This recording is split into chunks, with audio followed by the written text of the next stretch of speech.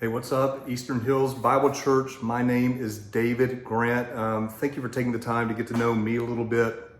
It's kind of weird. I'm not getting to know you at all, but let's go for it, okay?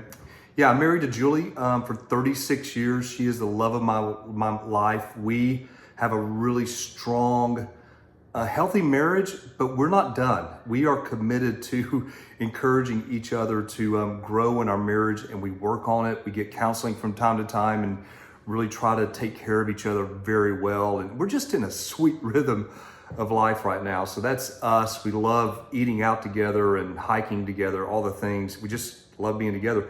We have 4 children that are grown, and we have 10 grandchildren. Check this out. They are 5 years old and younger.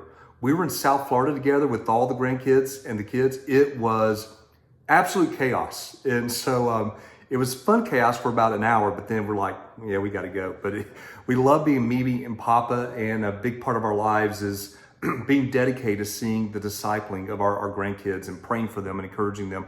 I want to do that so much better than I do, but that really drives us. Another thing you should know about Julie and me is we're committed to living on mission. When we lived in Dallas, Texas, we actually sold our house in the suburbs and moved to an apartment complex so that we could be around people that were different than us. Age, we love the age diversity. We learned so much from younger people. Ethnic diversity, but also spiritual diversity, people who believed differently than we did. Muhammad was one of my good friends, the man, not the prophet. It'd be weird if he were the prophet.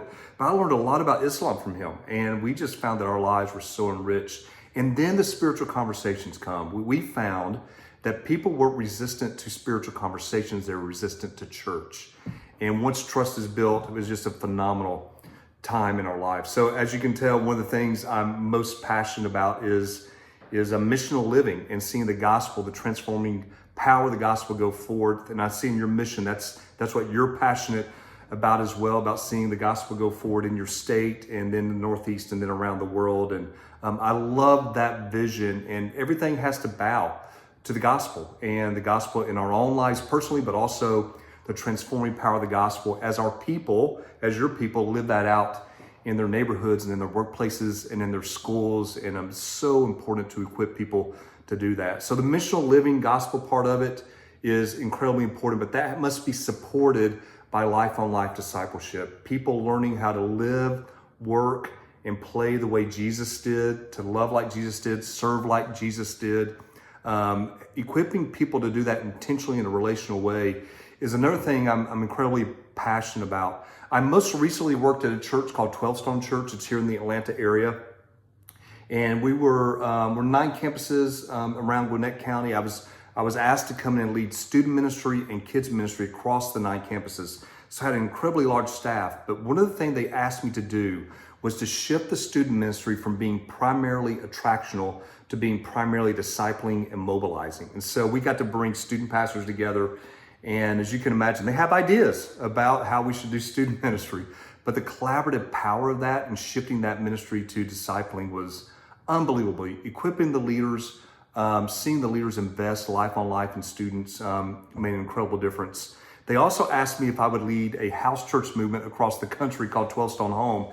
And it was unbelievable. We ended up, and I'd love to tell you more about it, but so many great stories, in 9 states with 65 leaders, I believe.